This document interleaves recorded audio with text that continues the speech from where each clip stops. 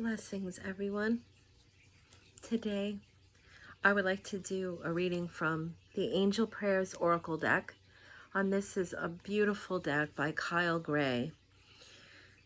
And I love the energy of this one because it has all of the archangels, but it also gives some beautiful messages from the many, many different angels that we're working with right now. And it has a very peaceful, very melodic day energy today. I know I was singing this morning and it just felt like a million rays of light to raise that energy while I was actually making some chili. I was starting it early this morning and just had the music on singing, and they also had me do the singing bowl today, so that also really raises the energy up for the heart chakra. And so with that, I would like to say thank you to Source for allowing me to be a medium of light. And I ask the angels to please step forward with your beautiful octave resonance and help me to give a message from you for our highest good. I thank you. Okay, I'm just going to do, I shuffle 3 times, and that's to represent Source, Spirit, and Soul. Okay, one more. Okay. Now I'm gonna I always just do this. And 9 times out of 10, the card comes right out of the deck that they want me to work with. Or it falls, whoop. So when it moves like that, I take the card. Trust your vibes. Thank you, angels. Today, I choose to trust my intuition and your guidance. This is a beautiful, beautiful card because earlier they were just kind of giving me the nudge that so many of us are working through. Not just the energies, the downloads and all the shifting, and with the solar eclipse energy that came through. It was very, very vast. And so there was all the upper chakras. But today they have been speaking a lot about the heart chakra and the heart center space. And just that sometimes we have to take a moment when we're going through these different changes and these shifts. It affects everything. A lot of times it opens up old wounds too. We have Mercury in retrograde, and we know how that goes besides all the electronics and everything. But I know that energy usually, it makes everything from way back kind of surface, and it becomes very emotional. And so not only are we having the energies helping us shift, but we're dealing with some of the emotional triggers that we've had in the past. And I know everybody says, well, but I worked through that. And sometimes it's just that little nudge that they give us to say, well, you've had a lot of time to get all these downloads and all this different information from us and the support. Are you going to call on us now when those things resurface? Are we walking our talk? And so they've been bringing up the heart chakra and trust your vibes. And so I think listening to what they're speaking about, they're saying that a lot of times we go through that journey back and forth between the mind and the heart. And sometimes it's when we are dealing with emotional events in our lives. Sometimes I know a lot of people have been speaking up about this, but right now is a time pretty much where everything is falling apart. And some of us call it the dark night of the soul. They're saying dark night of the soul. And also it's part of the renewal, because we were working with Divine Mother and asking her to to ignite that Christ consciousness in us, to bring that light. And sometimes when the light is that bright and we start moving into that space, part of the transformation is everything starts falling apart. And it's painful. It's very, very difficult because it's not trivial things. These are life-altering things that are falling apart. We are losing people we love. They're returning back to spirit. Some people are having their homes taken away. Businesses are collapsing. Everything, whatever that you can imagine that would alter us in some way. And the angels are saying, center in that heart space, that we can allow the emotions of this, but we have to understand that they're there for us. They're walking with us.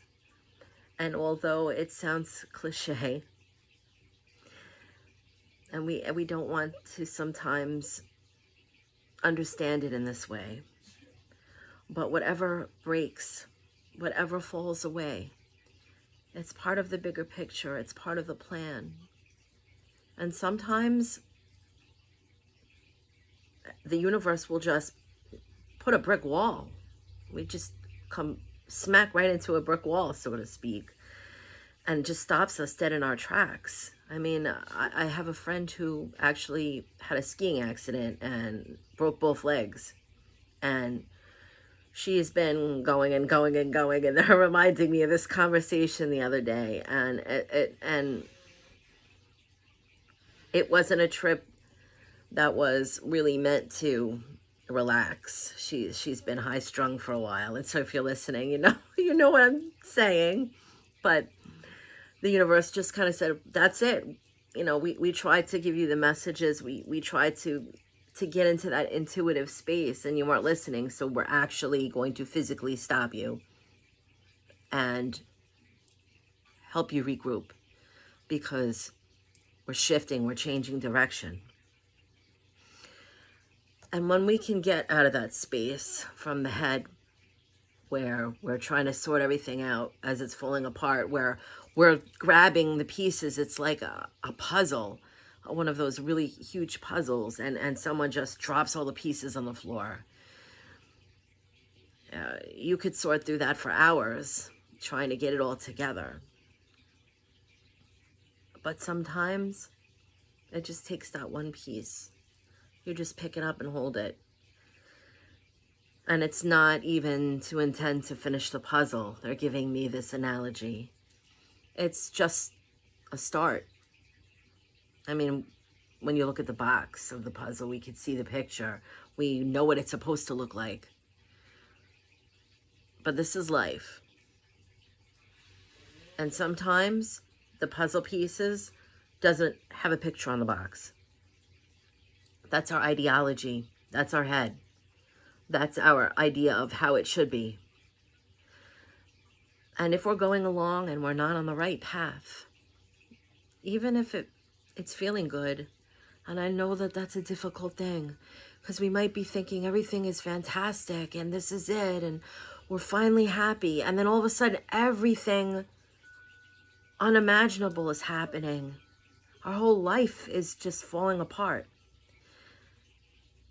And that's something that they actually gave me very recently. They're reminding me again of a message that came through, and I shared it on Twitter, that sometimes we're going to make choices that's going to break our heart, but it's for our highest good. And this is what the angels are saying. They're saying, use your intuition through these moments. What is it telling you?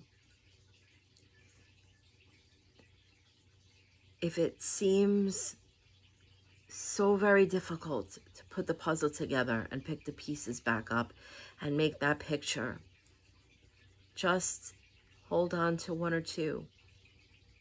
Look at those pieces. Think about what it means to put the puzzle together. And ask for help. Ask for the guidance. And part of this, though, is trusting when they show us something. even if it seems absolutely impossible in that moment because we're at our worst. We have to trust. If we've tried it our way, we've been going along, living life, doing our thing, making ourselves happy, or living in stagnation, or just not growing because we're in such a comfortable place. Now, there's a difference between joy and happiness and stagnation. We like to say it's comfort, but it's really not, because we're not expanding from it. That's when everything begins to just slowly fall apart. But it's that blessing in disguise. And if we approach this from a heart space like the angels are speaking of, we know this intrinsically, deep in the very core of our being. Sometimes that resonance of knowing this was a long time coming. We knew it was coming. Maybe we were avoiding it. Maybe we didn't want to let go. And they know that it's hard. But they want us to trust this. And they want us to know in our heart, in our intuitive knowing of our core being, that what is recreated from this is far more expanding and healing on our journey, and aligned with who and what we really are. Pay attention, they're saying very much now, to the synchronicities more than ever. Because as these things fall apart in life, the synchronicities are the sure roadmap signs to let us know that's the way to go. And this isn't all about sitting and sorting it out and figuring it out, which puzzle piece is going together, what is it going to be. They're asking us to put the blinders on the mind and listen to the heart for once. Again, we've tried it our way. And if it falls apart after that, the angels are saying, there's another way. And they know what's our highest good. They're looking from a different perspective. They worked with us before we got here to plan this. And if we've gotten off the path, again, even if we're telling ourselves, this is great, we're so happy, why is all this happening? Because our highest good, our spirit, the part that's still our fullness in the higher dimensions, knows that there's something far greater that we're meant to do here. And so the angels are asking us to please trust. And in the darkest hours,